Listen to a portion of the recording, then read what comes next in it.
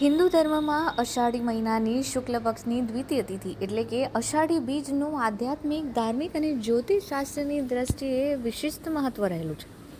16 જુલાઈ 2026 ગુરુવારના રોજ આવી રહેલી અષાઢી બીજ માત્ર રથયાત્રા પૂરતી જ મર્યાદિત નથી, પરંતુ જ્યોતિષીય ગણતરી મુજબ તે કુંડળીના દોષોનું નિવારણ કરનારી અને ઘરમાં અખંડ લક્ષ્મીનો વાસ કરાવનારી પવિત્ર તિથિ સાબિત થાય છે. જ્યોતિષાચાર્યોના મત અનુસાર અષાઢી બીજ એ શાસ્ત્રોક્ત રીતે સ્વયં સિદ્ધ મુહૂર્ત માનવામાં આવે છે.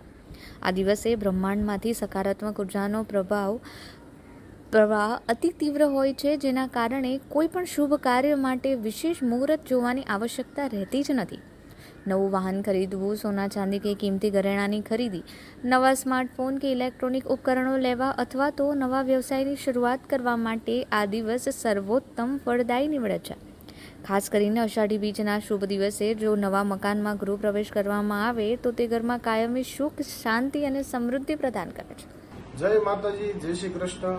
હું શાસ્ત્રી શ્રી કિશોરભાઈ દવે, જ્યોતિષાચાર્ય અને વાસ્તુશાસ્ત્રી. અષાઢી બીજની અંદર વિશેષની અંદર ઘરની અંદર શું કરવું જોઈએ?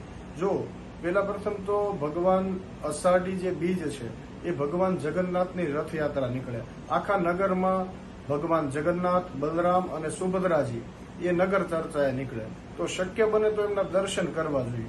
બીજું, ઘરની અંદર અષાઢી બીજના દિવસે કોઈ પણ શુભ વસ્તુ, જેમ કે નવો મોબાઈલ છે, નવું કોઈ પણ વાહન છે, નવું કોઈ પણ મકાન લીધું છે, તો અષાઢી બીજના દિવસે ગૃહ પ્રવેશ કરવામાં આવે તો એ મુહૂર્ત બહુ સારામાં સારું કહેવાય. બીજું, ખેતી પ્રધાન ભારતીય સંસ્કૃતિમાં અષાઢી બીજ એ નવા પાકની વાવણી અને વર્ષા ઋતુના સ્વાગતનો ઉત્સવ પણ છે. આ પવિત્ર દિવસે ખેડૂતો પોતાના હળ, બળદ અને કૃષિ સાધનોની પૂજા કરી ધરતી માતાને વંદન કરે છે અને વર્ષ આખું સુકાળ રહે તેવી પ્રાર્થના અને નવી વાવણીનો શુભારંભ કરે છે. એટલું જ નહીં, આ દિવસે ખાસ પાવન અવસરે સાક્ષાત હરિના અવતાર એવા ભગવાન જગન્નાથ, બહેન સુભદ્રા અને ભાઈ બલભદ્રજી સાથે રથમાં બિરાજમાન થઈને પ્રજાના સુખ દુઃખ જાણવા ચર્ચાએ નીકળે છે. શાસ્ત્રોમાં એવું વર્ણન છે કે નગરમાં નીકળેલા પ્રભુના રથના દર્શન માત્રથી મનુષ્યના જન્મોના પાપનું નિવારણ થાય છે, નાશ થાય છે અને કુંડળીમાં રહેલા રાહુ, કેતુ જેવા પાપ ગ્રહોની નકારાત્મક અસરો શાંત થાય છે. તેથી આ દિવસે પ્રભુના દર્શન અચૂક કરવા જોઈએ.